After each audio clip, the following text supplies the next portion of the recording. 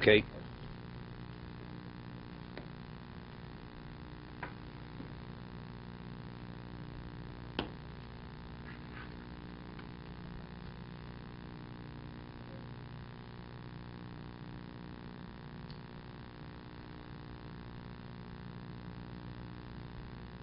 We left off 802, next to the last paragraph on the page.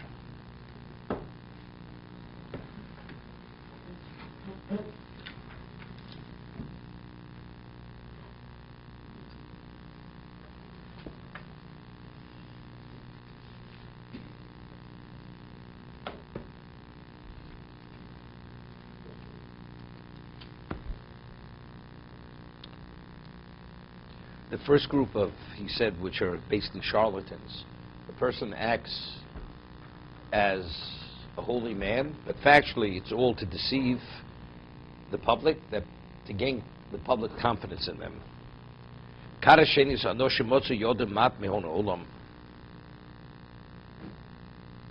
He says people who have acquired a certain amount of wealth,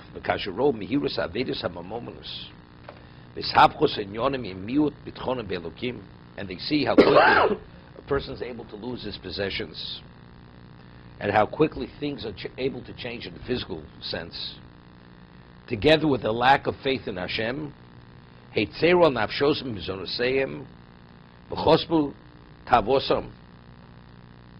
pain over their physical plight, and this causes them to suppress their desire. They say, it's not worth it, because it's futility.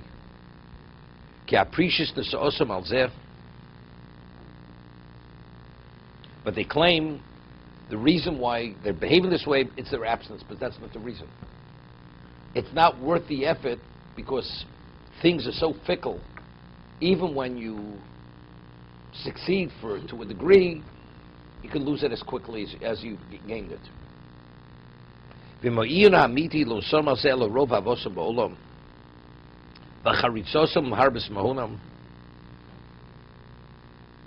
He says, but an honest appraisal reveals that what motivates them is none other than their great love for this world. And their eagerness to increase their possessions. And why do they grieve? They grieve over the loss of the material. And over the little bit that they have, which they've achieved. The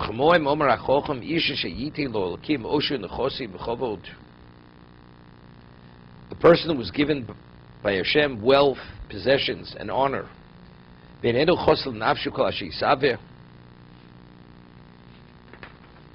Yeah, but Hashem does not give him the power to enjoy it. We're not talking about a person who's a miser.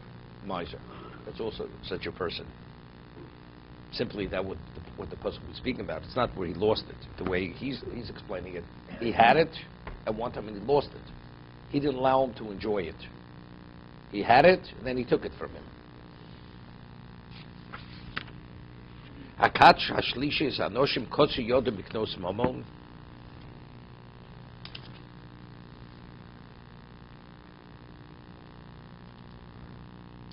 People who do not have the ability to succeed financially, and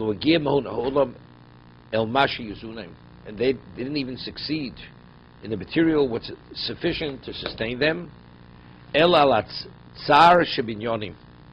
It's at the most minimal level.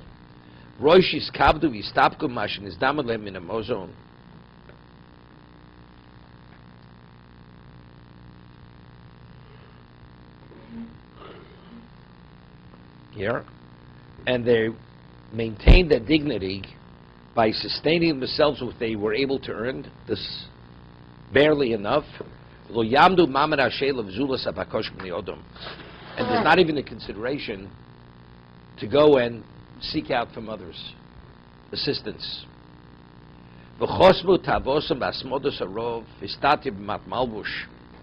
They've suppressed their desire because of the continuous hunger, and they're able to cover themselves with the little clothing. Why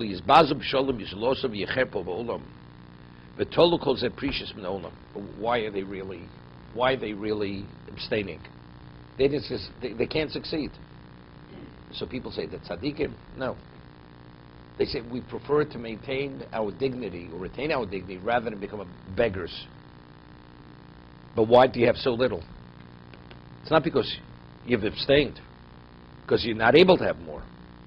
But you're able to beg. Well, my dignity doesn't allow me to be a beggar. But that's not really an aesthetic. It's not a porush. He's not abstaining because he doesn't value the material. He values the material. But it's not to the degree he's willing to compromise his dignity to become a beggar. It says,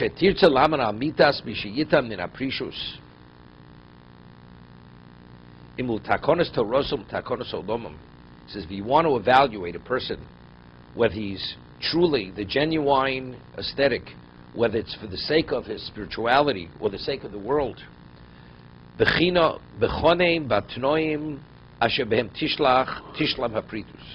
evaluate them based on the criteria which will establish them as an aesthetic.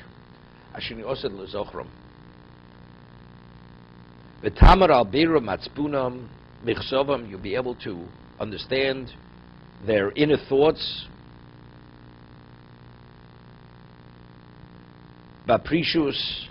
Hashem.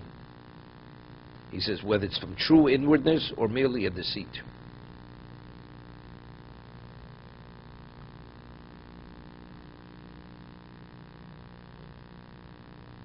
The Gemara tells us at the end of Sanhedrin, Chelik, that Chisyon HaMelech, who was Melech Judah, that he did not engage with Sancheriv.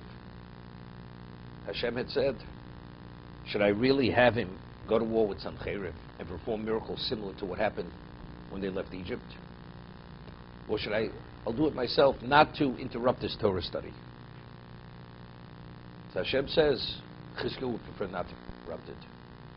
Not to be interrupted. And in the merit of his diligence in Torah, as the Gemara says, quotes a pasuk, that the oil burned continuously, even at nighttime, that was the level of commitment to Torah. The camp of Sancheriv was destroyed. So there the Gemara says their level of commitment to Torah was to such a degree that the grapes rotted on the vine. They rotted on the vine. That was his level of commitment to Torah. So what does that say? So really, they denied themselves material because it was the degree that they valued the Torah, their spirituality, they weren't willing to compromise their spirituality for the material. It's like, it's being penny wise, pound foolish. What are you accomplishing? You'll harvest the grapes, but look what you're giving up. So Chizkiyahu wouldn't do that, and therefore it rotted on the vine. So there was abstinence. There were aesthetics. They lived on the minimal. On the minimum, they lived. But why did they live on the minimum? Because they valued their spirituality. So there, the abstaining is to conform with the Torah, for the sake of the Torah.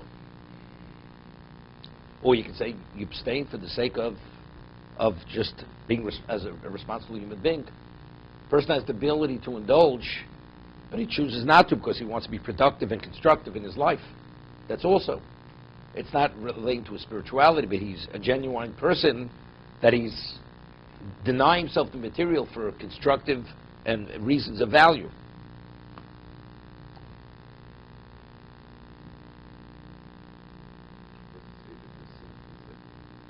No, this is the person.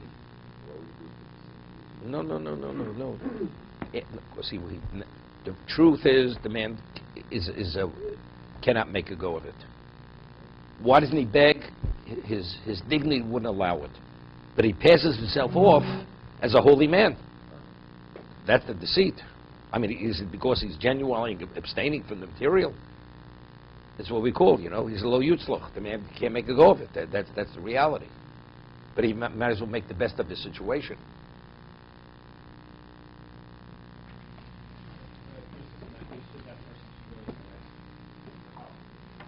But his covet wouldn't allow it. It's negative.